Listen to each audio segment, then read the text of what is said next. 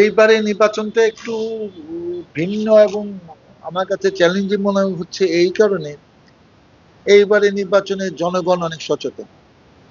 জনগণ, আমরা যে কোথাও যখন যাই, জনগণের উদ্দেশ্যে যখন কিছু বলি, জনগণ একাগ্র চিত্তে তাকে তাকে শুনতে চায় যে আমি কি বলছি।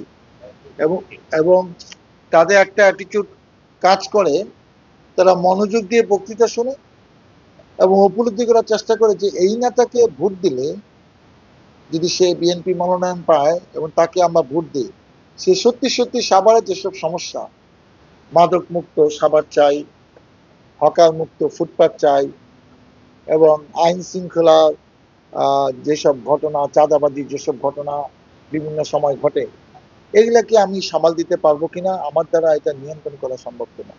জনগণ কিন্তু এটা উপলব্ধি করার চেষ্টা করছে যে উনি এমপি হলে এই কাজগুলো করতে পারবে কিনা। আগে কিন্তু জনগণকে আমার এতটা সচেতন মনে হয়, ফলে এখন আমাদের যেটা দায়িত্ব অনেক বেড়ে গেল। কারণ 17 বছর এই জনগণই অনেক কষ্টে ছিলেন এবং জনবান্ধব কোনো কর্মসূচি এই বিগত সরকার করেনি।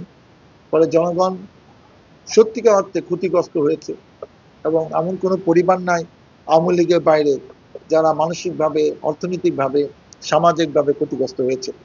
অর্থাৎ এই জনগণকে বুঝিয়ে আগে আস্থায় আনতে হবে যে ভাই, আপনি যাই ভাবছেন আমাদের পক্ষেই সম্ভব। বিএনপি কি সরকার পরিচালনার দায়িত্ব যদি পায় এবং আমি যদি এই দল থেকে সংসদ সদস্য হতে পারি, তাহলে এলাকার সমস্যাগুলা আমরা নির্মূল করতে পারবো, সমাধান করতে পারবো আপনাদের সাথে নিয়ে। আপনি আমাকে একটু সুযোগ দেন।